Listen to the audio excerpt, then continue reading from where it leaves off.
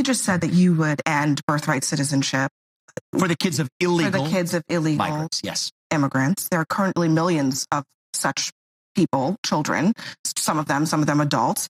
Would you retroactively strip them? Great question, Abby. So I'm glad you asked that. Prospectively. So January 20th, 2025 forward, there is a concept in the law known as a reliance interest. If you've relied on the government, we're not going to be able to retroactively date that. But from January 20th, 2025 going forward, if I'm the president, if you're born in this country as the kid of an illegal immigrant, you will not enjoy birthright citizenship. And that's what the 14th Amendment says.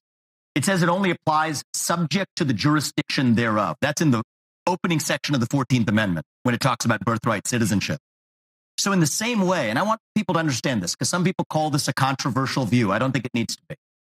The kid of a Mexican diplomat who's here legally and he's born in the United States, that person doesn't enjoy birthright citizenship. Nobody contests that. Well, if the kid of a Mexican diplomat who's here legally does not enjoy birthright citizenship, neither does or should the kid of a Mexican or Venezuelan migrant who's here illegally. And there's been case law on this at the appellate court level. The one case that's been ruled agrees with me on this. I believe the current Supreme Court agrees with me 6-3 on this. All we need is a president with a spine who, I go back to that first question, Abby, understands the Constitution.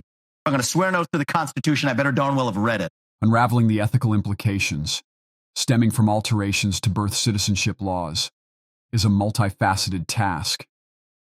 It necessitates an exploration of potential repercussions on immigrant families and society at large, encompassing considerations of fairness, justice, and the ethical dimensions tied to modifying established legal principles.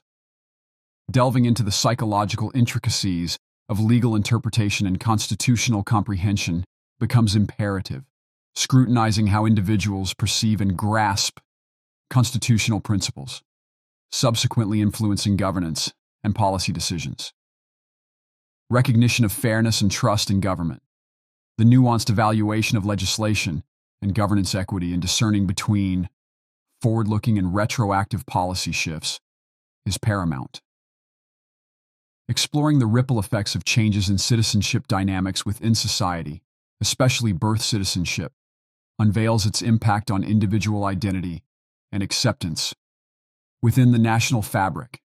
A critical examination of policy proposals is warranted, considering their societal repercussions, potential to fuel social divisions, instigate political polarization, and contribute to consequential impacts on both individuals and communities alike.